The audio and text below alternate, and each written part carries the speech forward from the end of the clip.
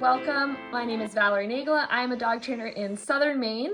And if you'd like to know more information about me, I've got my contact details below as well as different services that I offer. But for today, I wanted to talk about the 3 most common mistakes I see people make when they're teaching their dog a stay. So whether that's a sit stay, a down stay, a stand stay, these are 3 things I see across the board that are really going to mess with your success and your dog's success. Mistake number 1, people repeat themselves. So they say, stay, stay, stay, and they're kind of also mixing in this sort of anticipation into their energy, like they're almost waiting for their dog to mess up, waiting for them to explode. You don't ever want to feel like you're the one keeping your dog there. Your dog should just know that they should stay there on their own. It's their own accountability keeping them there, not you kind of keeping them accountable. Any obedience command should only have 1 command per, let's say, a cycle. So your command to when you either release your dog or reward your dog can count as a cycle. Which brings me to mistake number 2, which is many people release their dogs at the wrong point. Stay.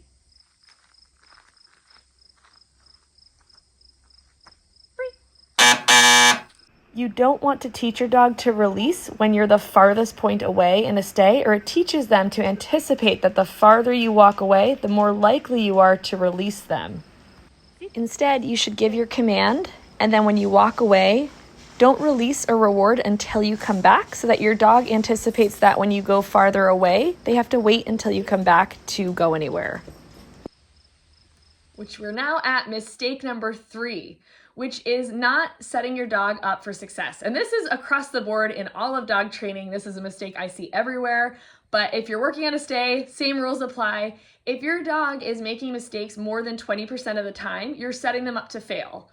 So you wouldn't want to be taking a quiz in another language and someone's asking you something in another language and only 20% of the time you're getting the correct answer, because you're going to feel like, I'm not very good at this. Maybe I should quit. I think I'm going to go do something else. Your dog is going to be the same. They're going to be like, this is too hard for me. I'm never getting anything right. I don't want to do this anymore. So that's part of the reason, motivation. You want to keep your dog's motivation up by keeping them successful at least 80% of the time when you're doing any kind of training.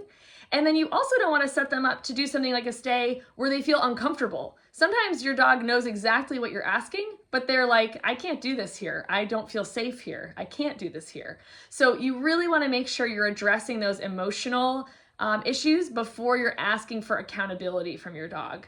So that's a really common one across the board, that you're not putting your dog in the right environment to work on what you're trying to work on. So if your dog can't do a sit stay or any kind of stay in the living room for, let's say, 30 seconds, then they definitely can't do it at the beach when there's other people and dogs around.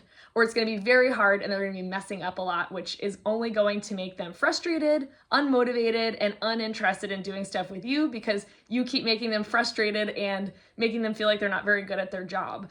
So bringing them to environments where they're starting out easy and then you're gradually adding in challenges only when they're ready is going to be the recipe for success when you're teaching your dog a stay. So hopefully that information helps you out and you and your dog are off to a better start with your stays than you were before. Or maybe you're seeing some of these things and thinking, oh my God, can't believe I've been doing this whole time. No worries, we all do it. That's what I'm here for, to answer some of these questions. And if you'd like to learn more about different offerings I offer private training in Maine if you're in the area, or if you're not local, I do have the My Dream Dog course I am releasing and opening doors to this September 2025, which gives you access to my full training system and is really set up to give you and your dog a full, well-rounded education so that you don't ever feel like you don't know what to do when you're faced with a challenge with your dog.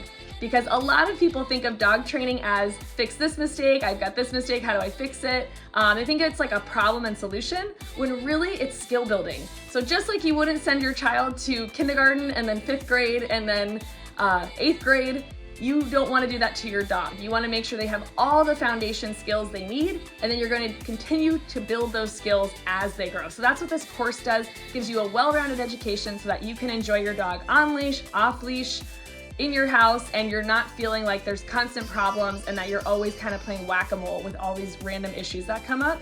It will start to feel less random. You'll have a system to be able to address any problem that comes your way, And that way you can really start to bring your dog anywhere you want to bring them and really enjoy your time together, which is probably why you got a dog in the first place. So please, as always, reach out with any questions, and thank you so much for watching. If this was helpful, please like and subscribe so I can keep making more videos, and let me know what your questions are so I can answer them here in video format. All right, hope you're having a great day. Bye.